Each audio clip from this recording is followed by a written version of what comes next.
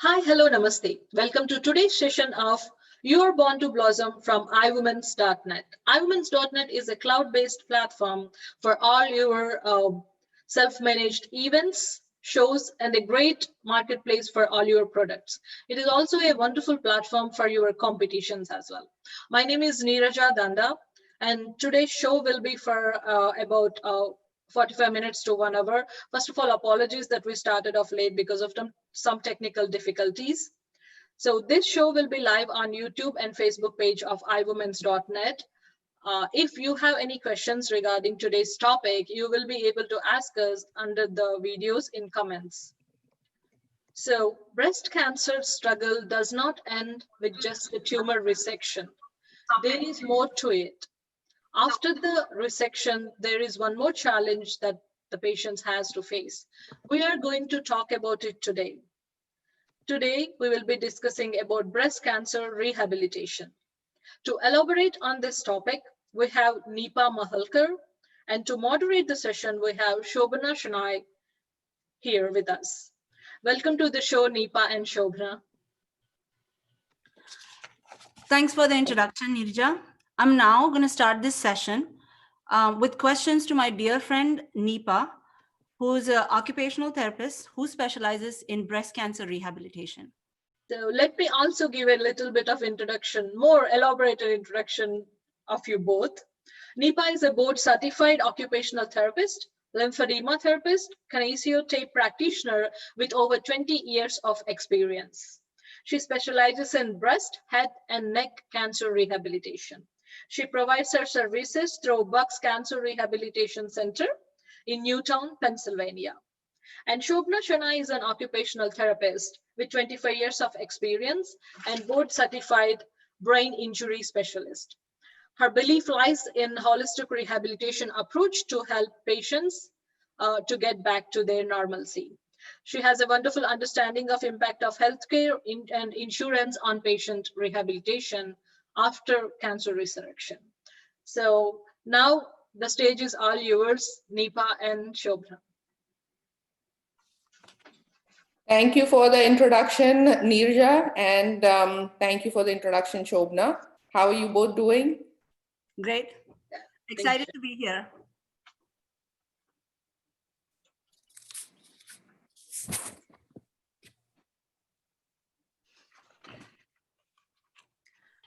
So Nipa specializes in breast cancer rehab. I would turn over the stage to Nipa right now, so she can go ahead and give us an overview of breast cancer and how it affects everyone in the United States.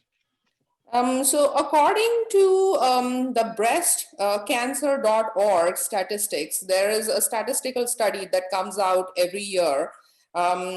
This year's, as far as last year's study of 2019, what we know as of now is that 1 in every 8 women in the United States will develop some kind of breast cancer in her lifetime.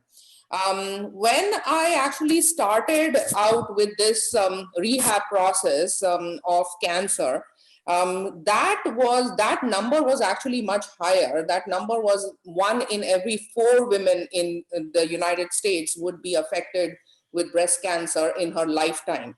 So it's great news that that number has actually reduced to 1 in 8, but it's still a very, very high number to consider. And breast cancer isn't something that we can say that only Caucasians will be affected, or only the African American women would be affected, or only the Ashnakazi Jewish people would be affected.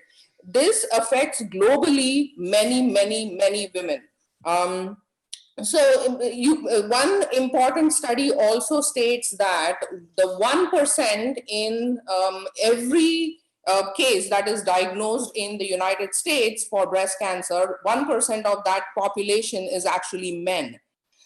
So now without going into much detail, what I would do is, I would just touch upon the primary breast cancers that the diagnoses that are made here in the United States.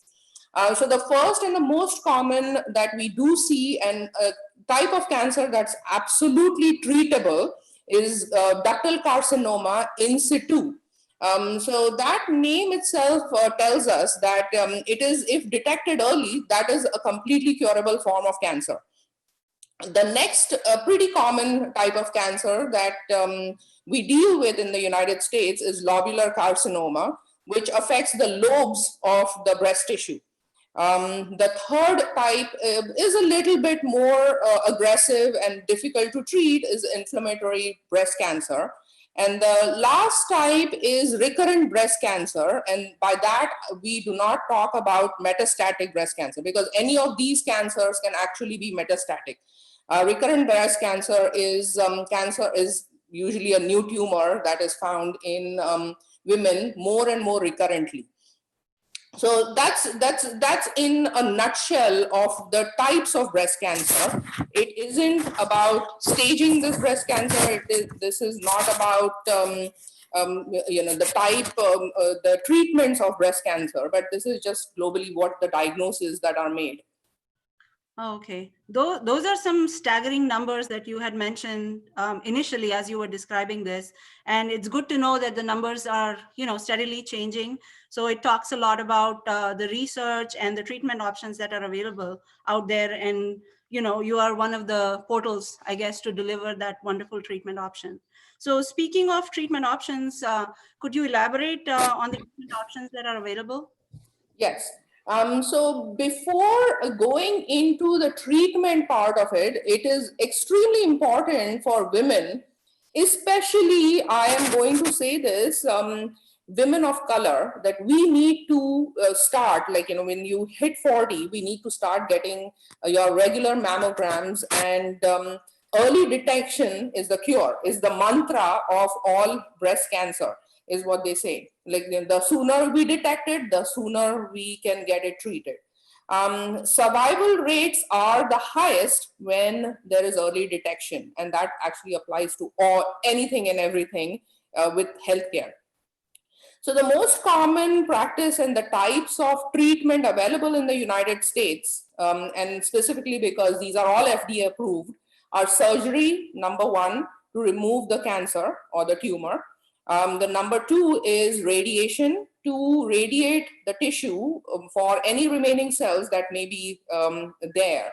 The third one is systemic therapy, which includes chemotherapy, it includes your hormone therapies, and it also includes targeted chemotherapies. So these type of chemotherapies can be done before or more often after. Newer treatments do something called as neoadjuvant chemotherapy, which is chemotherapy that is done to shrink a tumor. And I'm sure Nirja, who is also one of our hosts here, she is a little bit aware of what these treatments are. So once the tumor is shrunk, then they go in and perform surgery to remove whatever is remaining. And that, again, increases the survival rate of a person. So those are the three types. When you go into other countries, you would hear more of, like, other natural medicine and things like that. But in the US, these are the FDA approved treatments. Very interesting indeed.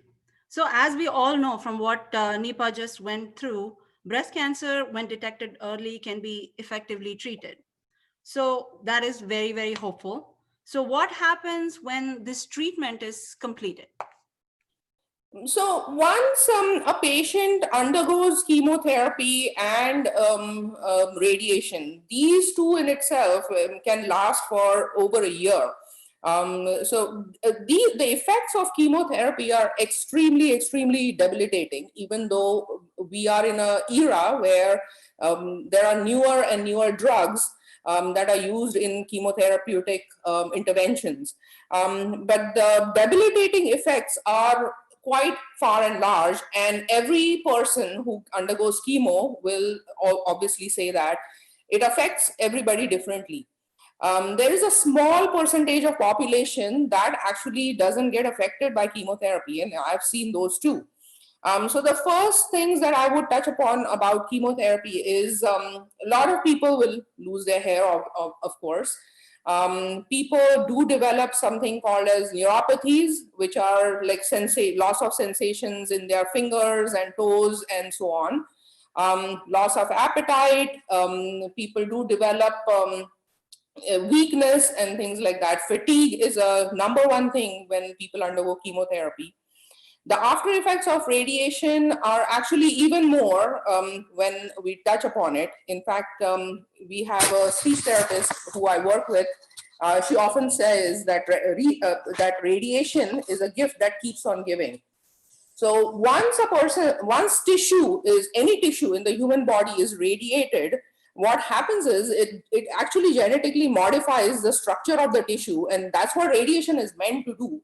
But in that event, what happens is people start developing a lot of tightness, a lot of skin problems because of radiation. And oftentimes what I've seen also is different structures of skin sort of respond differently to radiation. And these are the things that I actually touch upon when I work on rehabilitating a patient. So it can get extensive. There are times when I just need to do 1 or 2 sessions and the patients are fine. There are times when patients are with me for several months for rehab. Yeah.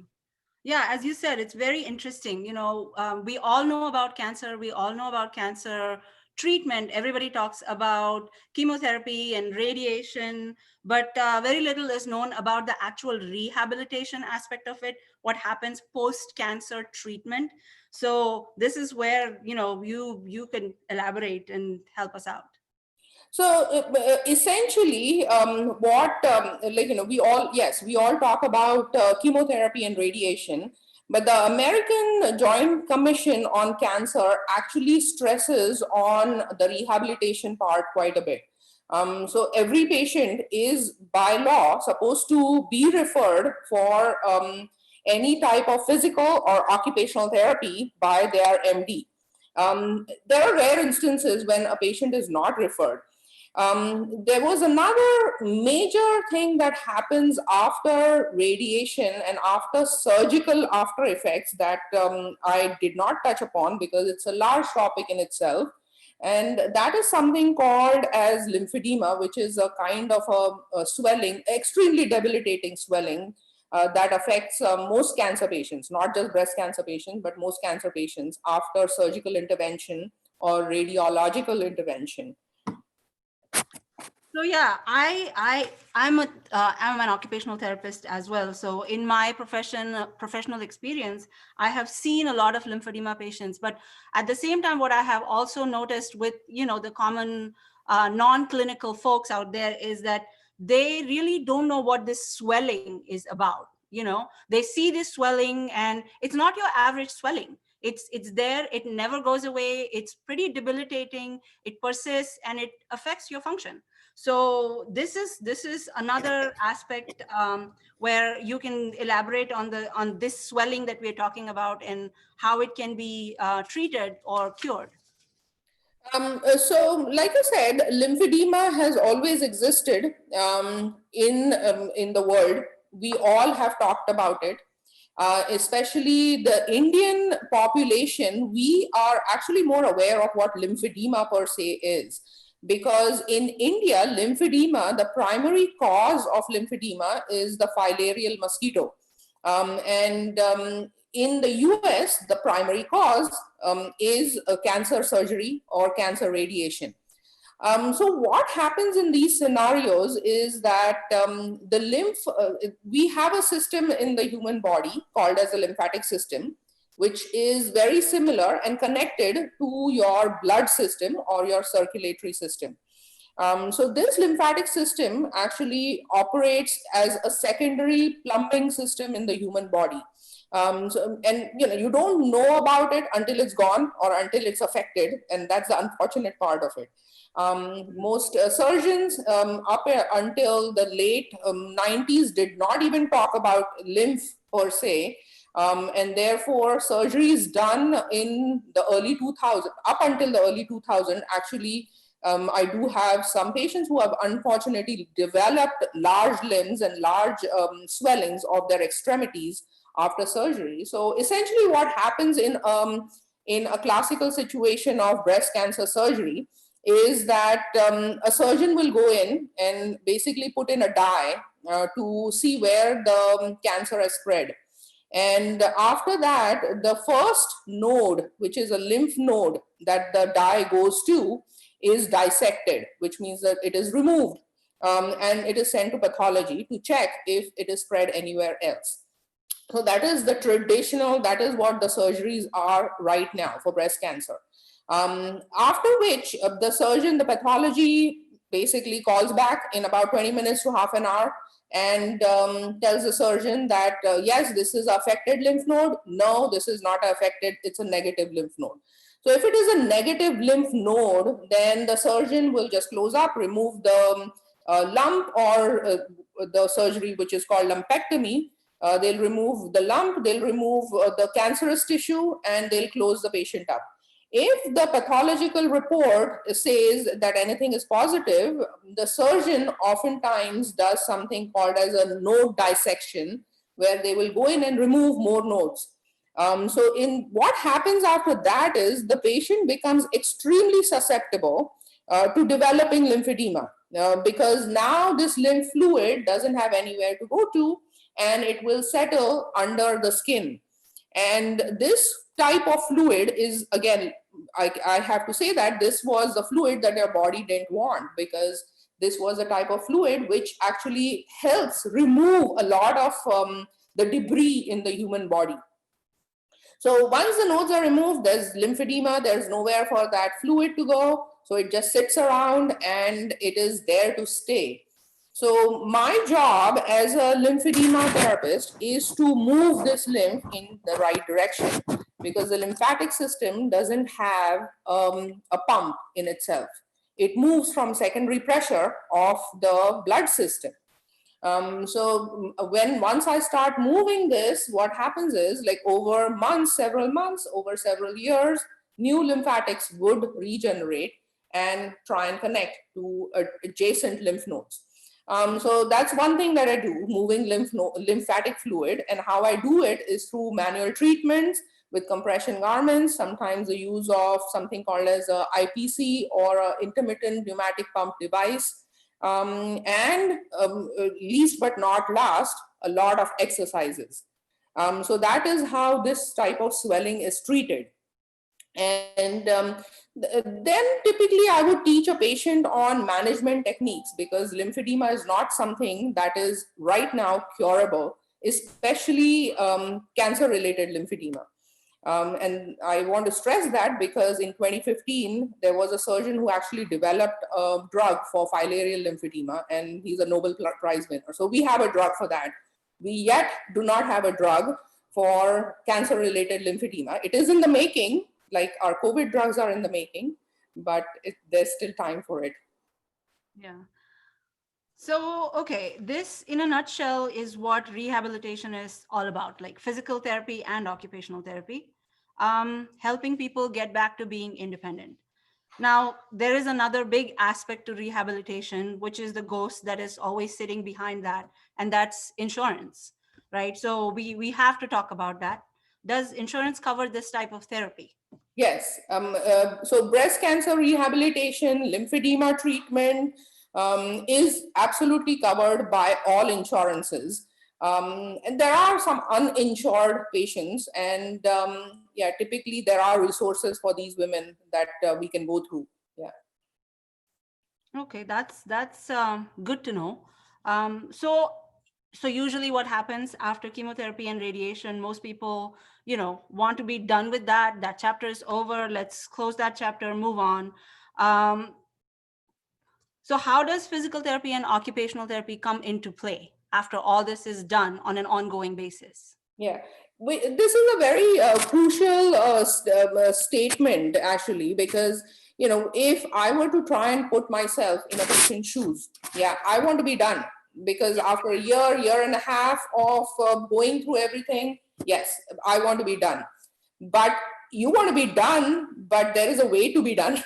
Unfortunately or fortunately, I have to say, because there are ways to cope up with this. These effects do last a very, very long time. I wouldn't say a lifetime, because we don't, I don't think it's our point of view. Our point of view as a therapist, and Shobna, you would agree with this, is to get a person back to where they were. For example, like, I would have a tennis player and they would want to play tennis after breast cancer surgery. And here they are with me with a big arm or some kind of a restriction or a loss of range of motion. Then it is my job to make sure that I provide and tailor the right kind of treatment for this patient so that patient can get back to that job. Because unfortunately, what will happen is, if the patient just goes back, like with lymphedema, with restricted range of motion, they'll create more harm to themselves without learning the proper techniques and the proper management techniques. So that's where the whole rehabilitation part comes into picture. Because we want to make sure that there's enough new collagen that is formed, there's enough new tissue that is formed, so we can work on increasing their range of motion to improve their swing, so that these people have proper fitting compression garments, so we can move on with these people. So that's where we are doing. That's why rehabilitation comes. It is by far a very, very crucial part of cancer treatment. Yeah. I think, So yeah. yeah, so I'm listening to you, and so I also have to add a little bit from my perspective of being a therapist for this long. You have very eloquently described every aspect of breast cancer rehab and what goes into it, and the treatments and the insurance aspect of it. There is a big aspect for cancer rehab, and I think that is caregivers. We have a whole slew of caregivers that when a person is affected with cancer, they all pitch in, they all take care of the patient, their loved one, or whoever there is. So there is the I think the rehabilitation spills into that also. And we as therapists, we not only have a technical know-how of what to do, how to detect, be it lymphedema, be it swelling, but also how to counsel these caregivers as to what needs to be done, what is to be expected. As you're talking about, the extended rehab, that is not an easy pill to digest. When you're telling somebody, okay, everything, you're in remission, but you need rehab, there is going to be some resistance. So there is that counseling aspect, and that's where all these resources come into play. And Nipa, I'm sure you can elaborate on the resources, the links, the websites where all these people can get help. Yeah, I mean, rehabilitation is what I do is just a small part of a huge umbrella. What happens? When a patient basically goes to the correct hospital, when they first detect a lump or first detect something that's not right in their body, or like, if they have visit a gynecologist, then they know that there's something wrong and there's something going on. Most hospitals have a person who is usually a nurse, called as a nurse navigator or a tumor navigator or a breast navigator or a cancer navigator. So this navigator is basically an anchor person who would put this person who is affected in with the right people. So these navigators play a role of choosing the correct surgeon, the correct radiologist for the patient, and the correct adjuvant services. So rehab is part of this all, no matter what. So these adjuvant services, what we're talking about is more of, how to prepare a patient for, say, surgery, or prepare the patient for this particular diagnosis of cancer. Because, even though, like, you and I can sit here and we can talk about this, it is a big blow to hear when your loved one or when you yourself have cancer. It's a big, big blow. And to know that these are services available to you is a big relief. it's like godsend to most people, because any layman like would just come and say, oh my god, I have cancer, I don't know what to do about it. But there is a plethora of services that is available in order to create a healing in the person, because once we all know, like, cancer can spread, cancer, anything can happen with cancer. You have family, you'll have little children, you may have a husband who you're taking care of, you may have a parent you may be taking care of, and it comes as a blow. So the first rehab actually starts with these adjuvant services, and most hospitals do have them. There are private practitioners also. So there are private massage therapists, there are private psychotherapists who will do guided imagery and things like that to guide the patient. There are people who work on something called as hypnosis for these cancer patients, because anxiety level, no matter what, is extremely high in this type of diagnosis. And typically, I would see a patient also before and after surgery, because these people are given the choice to come see each and every practitioner, be it the massage therapist, be it a psychotherapist, be it a dietary actually plays a big role in this whole thing, because before after surgery people need a dietitian to properly make sure that they're eating right and what their diet includes, because chemotherapy will have effect on what you eat. So yeah, I mean, like, there is dietitians, there are massage therapists, there are psychotherapists who you can work with, there are social workers, and these are people who are actually directed to by a nurse navigator.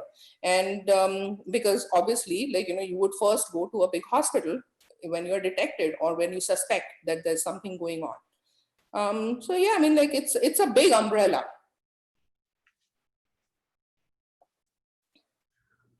So this was a very comprehensive explanation for breast cancer, like, how to detect, how to go about it, the rehabilitation aspect, the resources. I guess at this point we can open it for Q&A, or we can just discuss about more resources. All right, go ahead, Nirja, if you want to ask something, or if there are any questions, because I don't think we can see any questions. Yeah. Right. I will ask the questions as they come in, but we can go about the resources. Okay. Okay, so one of the so I work in Pennsylvania, very close to Philadelphia. That's where my office is. So my background is actually, like, I helped create the breast cancer rehabilitation in Princeton Hospital, which is now Penn Medicine. And the resources that I typically use, and these are for underprivileged people, or people who want to know more about how to deal with their cancers.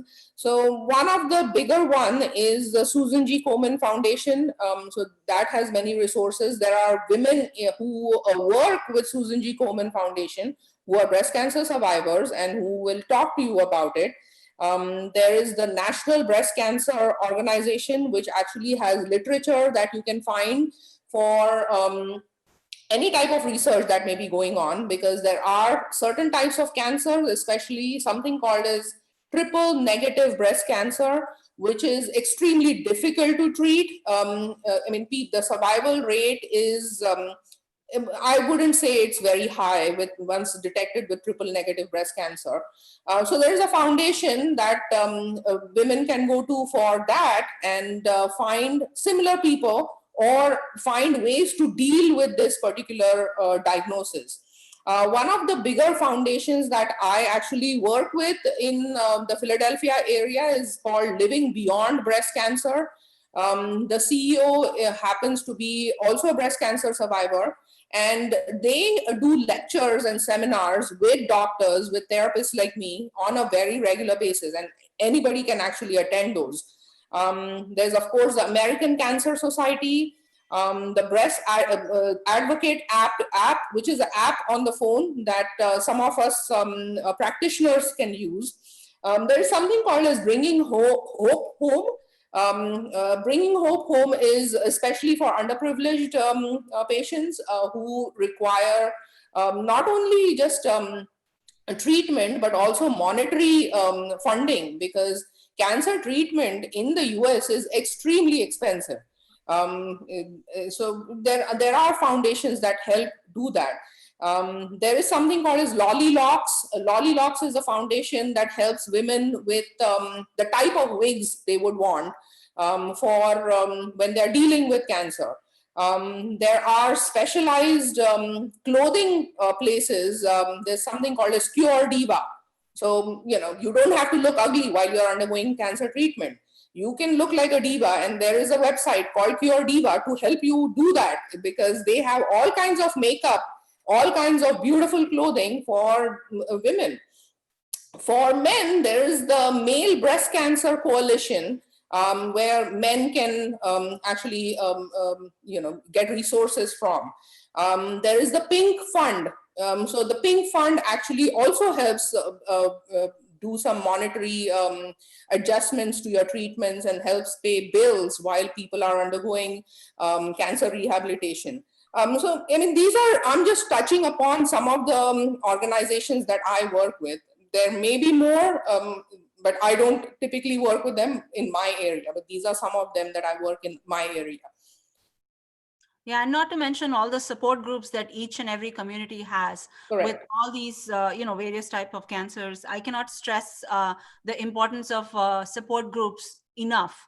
Not just for, it applies for all the conditions, any severe conditions that a person is going through that takes a toll on their physical, emotional well-being. So breast cancer is one such, event that happens in a person's life. So support groups are definitely a must, and one must navigate through them as and when, if they can do it. Yes, I completely agree with you. And every community actually has plenty of them. There is breast cancer support groups, there's prostate cancer support groups, there's neck cancer support groups.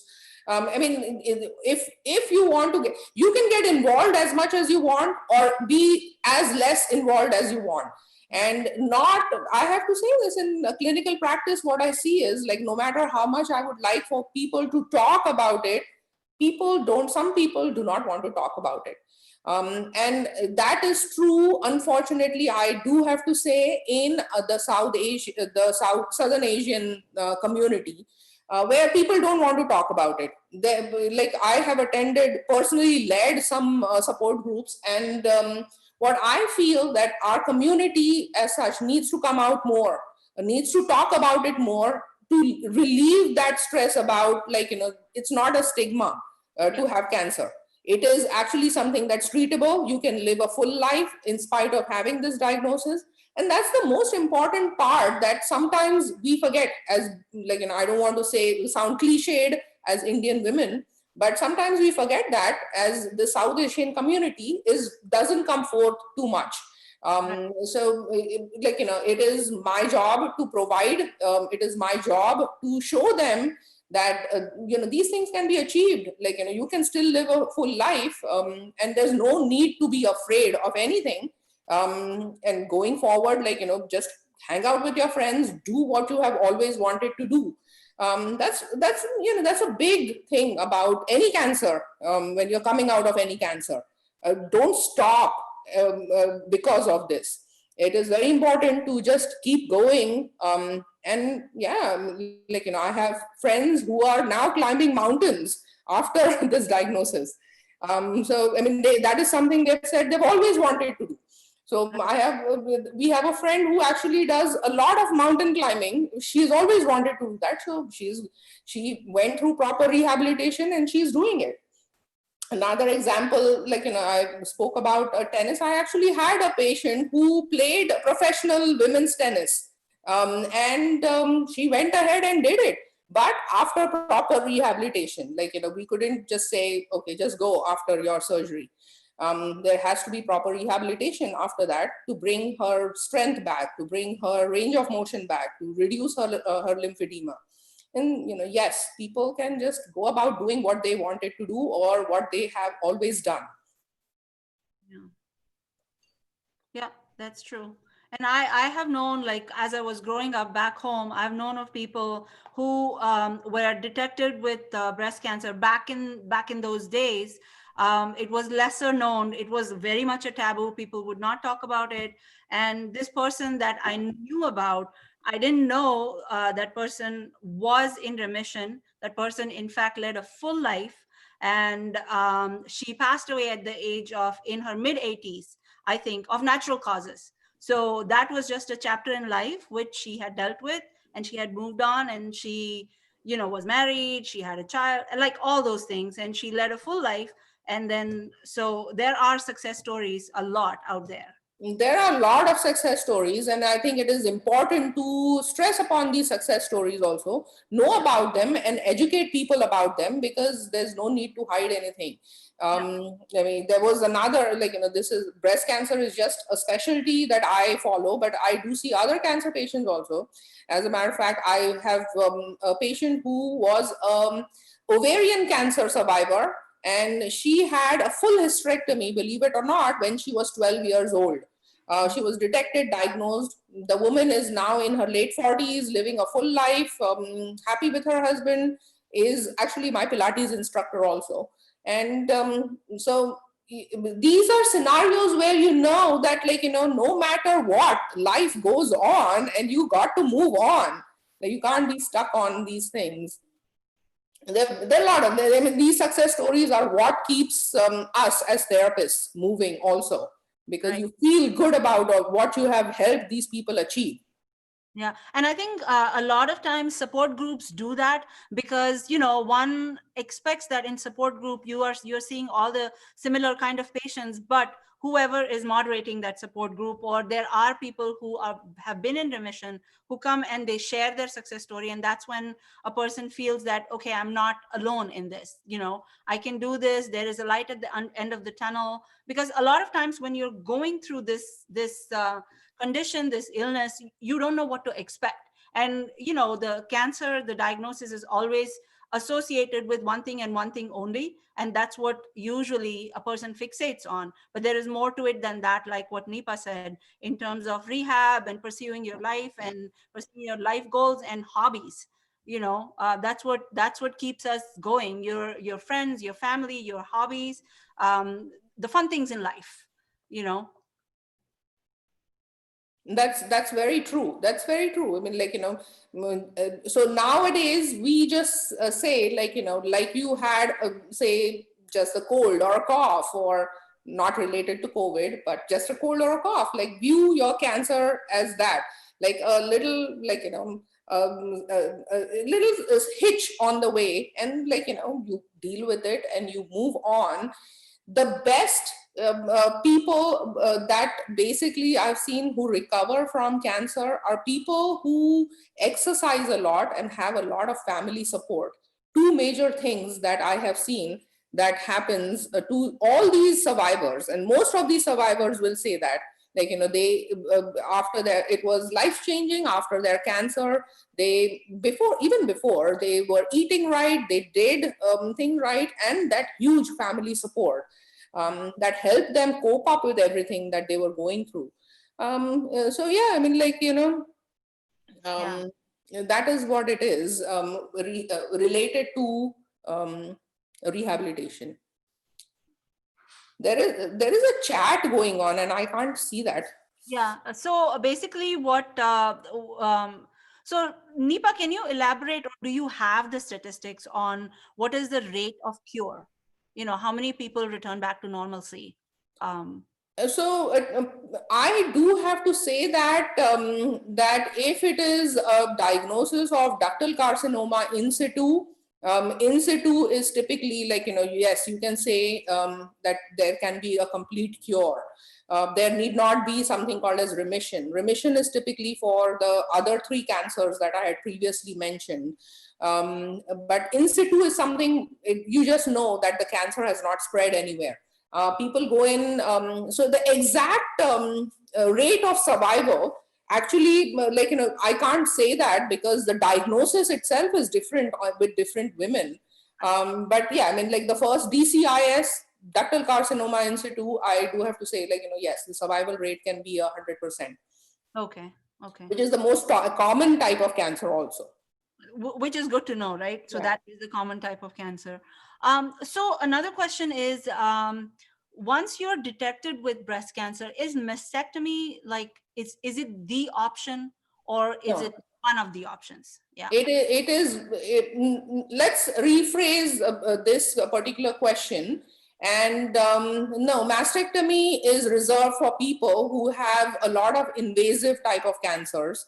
And it is done typically after the surgeon. So they do something called as a biopsy before a surgery is performed. So modern techniques, I do have to say, are very, very conservative. They will protect anything and everything and try to keep everything in place before opting for that particular surgery. A mastectomy is typically done when the cancer has spread. Okay.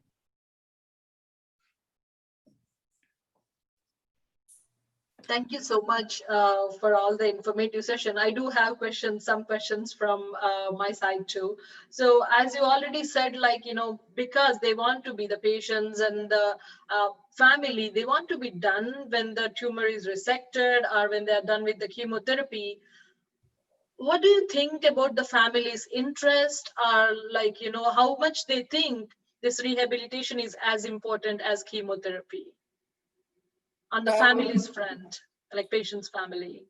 That's right. I mean, like, like I said, all patients who go through a hospital for any type of surgery are also, they will also come meet me before the surgery. So like with anything and everything, it is the patient's choice, like whether you want to come in for rehabilitation, whether you do not want to come in for rehabilitation. Rehabilitation is just a catalyst for improving your quality of life, your how to do things next type of thing. Because in the United States, no, I mean, like, the patient is not discharged after surgery. The follow-up is about 10 to 12 years with a surgeon. So if you are following up with a surgeon for 10 to 12 years, why not perform rehabilitation, and why not go in to get the correct kind of exercises, the correct type of, so that's just my point of view. But the choice is always the patient's. What you want to do with it is your choice. Like, we give you the options, but it is your choice to choose. Yeah. So Nipa, I'm going through the questions that we are getting from our live chat session. So one of the questions that is posed is, are there any tips one can follow so that the cancer does not come back? More than tips, it is diagnostic scannings that are done. So yeah, I mean, like, you can look at things in different angles and say that I'm going to start eating right, I'm going to start doing this right, I'm going to start exercising, I'm going to start doing what I've always wanted. But there is also a big aspect that for the following many years, most we can focus this on breast cancer. Most breast cancer patients will be getting scans every 6 months. So yeah, I mean, that is something that has to be followed through. That is something that the American Cancer Society actually urges people to follow through. But prevention, I can talk about prevention of the side effects of chemo and radiation. I can't talk about prevention of cancer, because there are many books written on it and many things written on it, like how to eat right, exercise right, take supplements and do this and do that.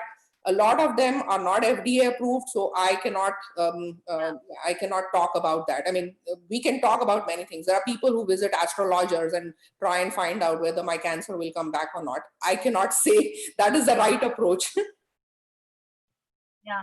From my personal experience, I can tell you this much in terms of, not so much in terms of like prevention, what I can do to prevent it from coming back, but early detection is the key. Absolutely. I think early detection is the key. In terms of breast cancer, at least, there are benchmarks set up. because women after 40, that's a great thing, right? That we know that it's women, it's after 40, you have to go get mammograms every whatever one every year. At least somebody has given us the guidelines, we just have to go follow it. Insurance, it's like getting a colonoscopy. Somebody has given us a guideline. Then there are types of cancers which just spring up on you, and then there is no, in those type of cancers too, the luckily if you get detected early, then there you go, the path is completely different. So That's I correct. think that is what it is with breast cancer. Early detection, you go for your mammograms, you get detected, and then the path becomes completely different, as opposed to one fine day you just kind of like bump into it, and then you're like, okay, what do I do now? Where do I go? How do I start this process? So I think a big part of it has to be done with early detection. That's correct. That's correct. So, what's the typical duration of this rehabilitation therapy? I mean, the average, because for every patient it will differ, but on an average, how long it will go? So typically, on an average, in rehab, patients are in rehab anywhere between 4 to 6 weeks. Sometimes it can extend up to 8 weeks. But that's the initial rehabilitation, right after surgery or right after radiation. After which the patient follows up like once a year or twice a year, and those sessions would be like 3 or 4 sessions at a time. So, do you observe any dropouts? Like, how about the compliance of the patients? It's excellent. Once patients come see a therapist, nobody drops out. I mean, there are rare instances, and those are the times when I fear what happened to that patient. But typically, compliance is extremely high when it comes to rehabilitation of cancer. That's great to know. That's great to know. Yeah. I think So, one of the reasons why the compliance is high is also because, especially with lymphedema therapy and all the other exercises that Nipa was mentioning, post cancer, there is so much tightness, there is so much swelling and lymphedema. With the lymphedema treatment that she's talking about, the effects are so dramatic, and you see it so obviously within the first few sessions, that your mobility, your ability to do things, your pain, your tightness, all that discomfort significantly goes down. And once you start feeling better, why are you not going to go back to that thing that made you feel better? Absolutely. So That's very well put, Shobna. That was very well put. Yeah. yeah. So essentially, that's what happens, because I'm not a lymphedema certified therapist, but I have worked with some of the lymphedema patients. And I've seen, like, this, we call it, like, behind the scenes, we therapists, we call it elephant's foot. So it's like, this huge leg. They're not able to move. They're not able to go to the bathroom. They're not able to wear their own pants. And then, lymphedema kind of shrinks that leg, gets the swelling down, and all of a sudden, voila, you're able to do your basic essential activity of the day is to go to the bathroom, pull your pants up. So yes, and anybody will go and follow up with treatment, once you see that kind of a result. that would be the biggest motivation for them. Yeah. Good to know. Yeah. So, are there any clinical trials in this aspect? Like, are they testing the duration or types of therapies? Are there any clinical trials going on like cancer rehabilitation? There always are trials going on, and actually, the American Journal of Physical Therapy actually does post a lot of trials related to different ways of treating not just lymphedema, because this is just one part that we have touched. There is cardiac rehabilitation that needs to happen. So there are many clinical trials that are going on as to what exercises best suit, say, somebody whose heart is affected because of chemotherapy. There are clinical trials going on for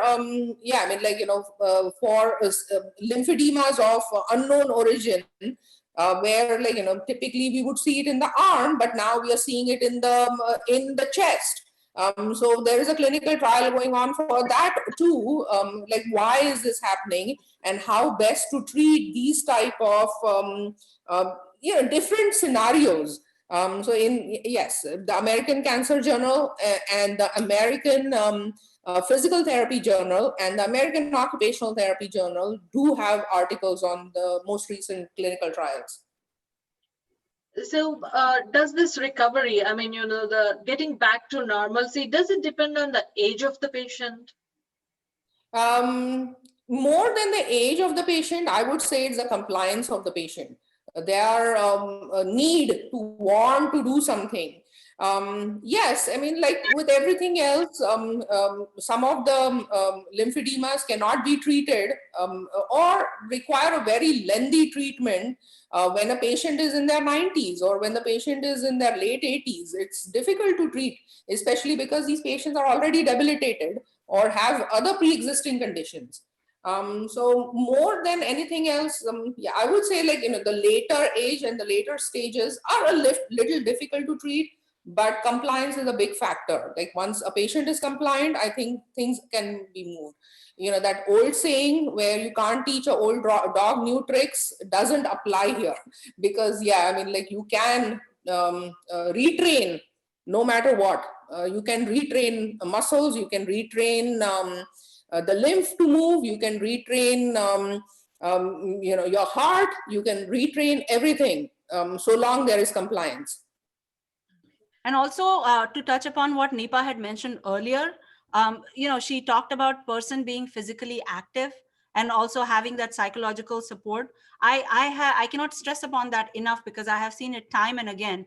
It could be even a 70 plus year old patient, and as long as the patient is active, willing to comply, and has a good support system, there is really, if there is early detection, everything else medically is taken care of, and they can just progress from there. And definitely there is like definite what can I say, positive results, at that point. So That's absolutely true. I mean, I treat 90-year-olds and I treat 10-year-olds with lymphedemas, or 10, like, children with cancer and so on. But yeah, I mean, like, so long there is that need, like, to feel better and that need to do what they want to do, I think that's where the key is. So as much as physical rehabilitation, psychological rehabilitation is also necessary. So can you please elaborate and any resources regarding that? So yes, like, I had said earlier that yes, there are times when, yeah, people just want to give up, or depression and anxiety are two major diagnoses that are extremely high in patients suffering from cancer, any type of cancer, for that matter. So yes, I mean, like, the more we talk to the patients, sometimes it helps. But when it comes to the psychological aspect, yeah, sometimes patients would need to be on medication to control some of their anxiety, some of their depression. A lot of times, just going to a psychotherapist and talking to a psychotherapist and these are specialized psychotherapists. I'm not just talking about any psychotherapist. These are specialized people who their specialty is cancer, psychological rehabilitation, while a patient is undergoing treatment. So yeah, I mean, like, all hospitals have them. I wouldn't say there is, yeah, I mean, like, unless you live in a remote area where there is absolutely nothing, these are resources that are absolutely available to you. Okay. So now a little different question. This is not regarding the patient, but people who are interested in this career, what do you suggest them, like, that they want to come into occupational therapy or this, like, cancer rehabilitation, if they want to, are interested in studying this and make it a career? That's a very good question, actually. Like, yeah, recently I did have a student, a physical therapy student, who like, would come to observe. Cancer rehabilitation in the United States and per se is very new. So I would say it is less than. So there was the lymphedema therapy came in, like, in the late 90s. Like, surgeons were not even talking about lymphedema until the late 90s. Cancer rehabilitation didn't happen until the early 2000. It wasn't until early 2011 or 2012 when surgeons actually started writing scripts for rehab. So this is very new, and I would say it is very lucrative if a person wants to go into this type of rehabilitation. So in order to be specialized in this, you first have to be a physical or an occupational therapist. You can be an MD or an RN and still do that and practice physiatry, something called as physiatry, which is being a doctor in physical rehabilitation. And you can pursue cancer rehabilitation. Yes, this is fairly new in the country and it is much needed. So yes, there is a big career to have. So, do you see it as a more females coming into this career, or like it's a equal percentage I based would on say it's an gender? equal percentage. Yeah, I mean, there are both men and women. I mean, boys and girls. Yeah. Right. Okay. So, as we come to the end of the show, I want to know, because in current COVID situations, is Bucks Rehabilitation Center operating on full potential, or do we have limited hours? So that it is operating on limited hours currently because of COVID. Because first of all my patients are people who have undergone chemotherapy, and yes, their immune systems are a little bit compromised. So for me, like yeah, I mean, I cannot see a lot of patients at a time. Nipa, I do have a question. Since we brought up Bucks Rehab right now, and you're talking about, like, the limited number of patients coming in because of the current COVID situation, is there a possibility wherein you as the main occupational therapist of Bucks Rehab, to do some kind of like a Zoom or like online training or educational session for your patients or their caregivers? Is that a possibility? Yes, absolutely. It is a possibility. So long we have enough folks, that is something that we can touch upon. And if there is a need, I mean, like, yeah, if a patient wants to come in for one session and then follow up on Zoom, that is also a possibility. Yeah. That's good to know. Rija, I don't think I have any further questions at this point. So before we conclude, we have one question that's from one of the audience here. Are there any alternatives to mammography to reduce the radiation, especially during rehabilitation? I mean, if you want to avoid more exposure as you are doing it for every 6 months. So repeat that question to me again. So they're asking, like, are there any alternatives to mammography available to avoid the exposure to more radiation? This question is very much insurance driven. So I would prefer not to answer that, but I'll give you a general outlook. Most insurance companies want you to go in for a mammogram. There is magnetic resonance induction, which is an MRI, but that is reserved if something else is suspected. So currently, I do have to say, I mean, like, this is insurance talking. This is not me talking. This is insurance companies want you to have a mammogram, not anything else. So that's the unfortunate answer to this. I mean, if it was in somebody's hand, we would do something else. Got it. So where can patients or anybody interested find more information about your rehabilitation center? So I have a website. They can visit the website. It's www.buckscancerrehab.com, and they can get more information on the website itself, or they can send me an email as to what they would like to know about. So are you guys on social media that they can follow and get any regular updates about your center? Yeah, I mean, like, I do have a page, but it's not updated on a regular basis. I have to be frank, because I am pretty busy with the work that I do. Yeah, I mean, like, typically my kind of work is a lot of word of mouth, because nobody will want to visit somebody that they don't know. They want to know you before they visit you. Like, if I had a diagnosis of something, I want to know which doctor is the best in the area through somebody before I visit that doctor's website.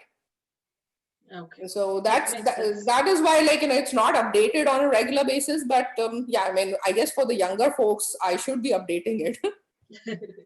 Yeah, so that makes sense actually. They want to know the reviews before they actually, submit themselves to the treatment. That's right. And they would ask somebody, like, is this doctor good, before they Google search that person. Mhm. So thank you so much for your time, both Nipa and Shobana. This was a very interesting interactive session, and I hope audience got like all the information that they wanted to know about the breast cancer rehabilitation.